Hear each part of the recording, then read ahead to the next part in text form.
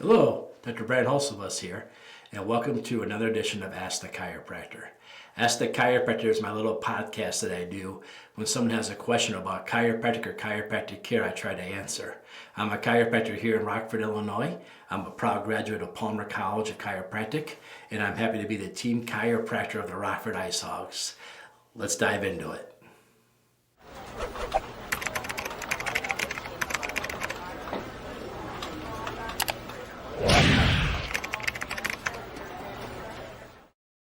Welcome to another edition of Ask the Chiropractor.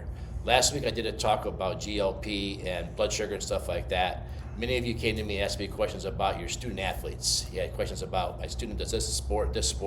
What are some things I should know about my kids? Because we talked about the adults, now we want to talk about the kids, the teenagers. And as a chiropractor, I don't tend to know everything, but I tend to try to find people who do. So I'm over here today with my friends at Movement Fitness. You can catch me here every Tuesday and Thursday morning if you ever want to work out with your doc. But we wanted to come over here and talk a little bit about it from the people who study this stuff in and out. So I want to introduce Coach Mason and Coach Justin, and maybe you guys could tell us a little bit. I know you have a big event coming up, which we could definitely, everyone's invited to come to it. So I want you guys to tell me a little bit about this drive to find this nutrition for kids first. For sure. What led you to look into nutrition for the student athletes? Here's what happened. We have a lot of parents that bring in their athletes and they want us to help them get faster, they want to get stronger and play better for sports, and that's really great. But the second question that always comes is, by the way, can you help my athlete with nutrition? Can you help them understand how important it is for them to eat well and the fuel? And so the answer is yes. And it started for us a couple years ago. We did a quiz for some of our athletes coming in, and it was about 130 students that we had that summer. And what we found was just asking some simple questions. Did you come in the morning session? Did you drink water before you came here? Did you have anything to eat? If you came from a practice to this training, did you have anything to eat in between? And we have some really good athletes, and we have some great parents that are supportive and helpful, but the answers were crazy to us. Like, they didn't have any water before they came in. They weren't eating anything. And so they're not fueling themselves for success. And that was a real challenge. And so I wrote a book about this because I wanted to help just provide a guide point for parents and athletes and even coaches to provide some directions. Because what we know is nutrition will fuel performance, but it will also help athletes to reduce the risk of injury and also help them in the case that they do get injured to recover better. And that's what Coach Mason talks a lot about, is helping our athletes to reduce that risk of injury, but also coming back from an injury. Yeah, so when coming back from an injury, nutrition, hydration, and sleep as well are some of the key factors that can really reduce the amount of time and the occurrence of those injuries. So it can turn those 2 to 4 week injury, if we're dehydrated, that can turn that into a month-long injury, or even 2 to 3 months. So it can really affect that timeline of getting back on the field, and can affect how many times that we're occurring, or how many occurrences of those injuries that we're experiencing. And because of that, we talked to Dr. Brant as a partner of ours, and we're like, look, we want to get more people in and help them understand what's happening. So we have an event next Tuesday at 6:30 here at Movement Fitness, 580 South Perryville Road. And our goal is to be a place and provide information for both parents and athletes, because here's what we know. Parents want athletes to eat better. They want them to eat healthier. They want to make sure they're getting their protein and we're hydrating and doing all the things. But what we also know is while we have 2 to 3 hours or so a week with high school and middle school students, the rest of the time, they're under the control of their parents. And so the challenge is we want to help to make sure that parents know, hey, this is what we should be fueling with, but also to challenge in the sense of, if there's food in the house, it's probably going to be eaten. So how do we clean up the pantry? Make sure that the choices that we're providing for our athletes are better. So it's not just one way to say, hey, athletes, you need to eat better. We also need to make sure that we're allowing them to have the best options at home as well. And during your presentation, I'm sure you had lots of different topics, you talked about it, you're asking them if they drank water before they came here to work and exercise. Topics like, I read your book, obviously. There's going to be topics, correct me if I'm wrong, but if I have a weekend tournament, I know some of these, they go away for the weekend, they got 2 games on Saturday, 2 games on Sunday, and a championship one at that. What do we do in between? Parents ask me that all the time. How do I keep my kids fresh and ready to go?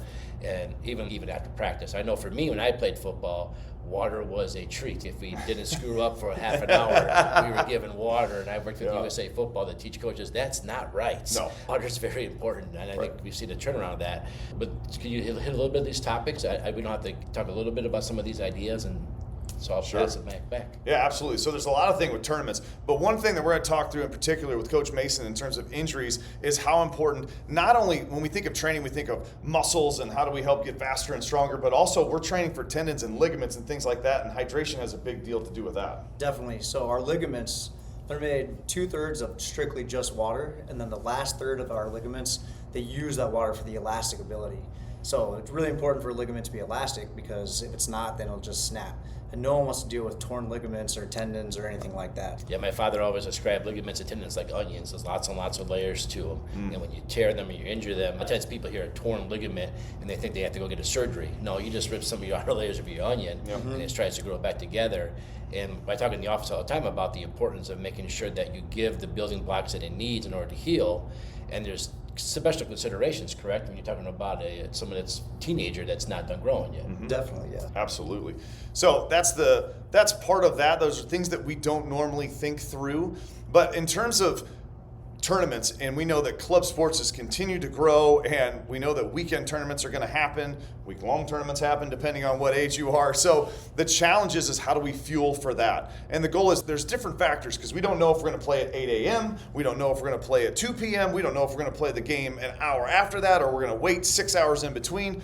So I outlined this a little bit in the book, but I outlined it quite a bit, I should say. But trying to provide some options for people to understand what to fuel with. And I think the challenge is for us when we look at club sports, when we're going to these tournaments, if we're trying to compete at a higher level, it's not a vacation.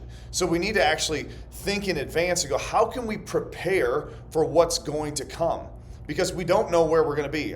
We could be in the middle of Iowa, we could be in Chicago, and different places have different food options. And we don't want to leave it up to chance to where we're going, whether we're going to be able to refuel ourselves or not. So if we're going to go to those tournaments, we want to take them as seriously as possible. Obviously, we still want to have fun, but being prepared and going, we'll just go grab a pizza in between, it's not really going to fuel your daughter or son for their next best performance. So we want to make sure that we prepare them for that. Another thing we know that people struggle with is if we are playing the 8 a.m. game, that means we have to have the kids there by 7. That means they have to get up by 6, which means they have to eat something by 6:30, and then you're fighting your kids. And you go, you know what? There are a number of different ways that we can help to fuel in the morning rather than just having a full meal or to force them to do something or to have nothing at all.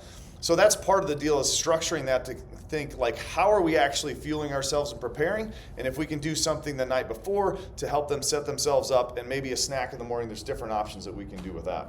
Then you're going to try to give them the tips. Like I know a lot of times as a parent, you go to these weekends, there's always that one mom and dad that plan every meal at restaurants that you would never take your kids to at home because it's not the best, healthiest choice, but they want to go there to hang out and think it's a fun.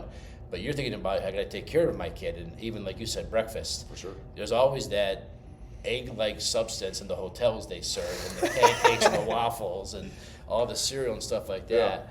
But you're going to help us correct with maybe we can bring a cooler and have some stuff with us and have some alternate choices and how to navigate that. I know also too, the challenge with tournaments is we've faced it and gone through it, and the challenge is it also costs a lot. Right, so it's another way for us to make sure that we're fueling efficiently, but also not just consistently going out and spending money. And I know there may be times like, hey, the team's going out for a dinner or going out for a lunch or whatever, and we can work around that. But we also want to make sure that we are prepared the best as possible so that we can help them fuel for performance, but not also just have money flowing out of our wallets constantly.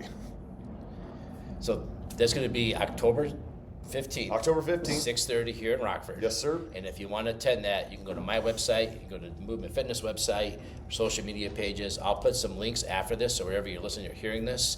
And then on another note, I'm happy that many people outside of Rockford listen to my podcast now. So I'll put links how to get the book in case you live in Kentucky and you don't feel like driving all the way here next October 15th to learn some of this stuff. For sure. I'm going to make the book available to you too. Coach Mason, any final words? not only are we preparing for our high peak performance, but we want to leave these athletes not vulnerable when they're out on the field. So that's going to be the key for nutrition and hydration as well.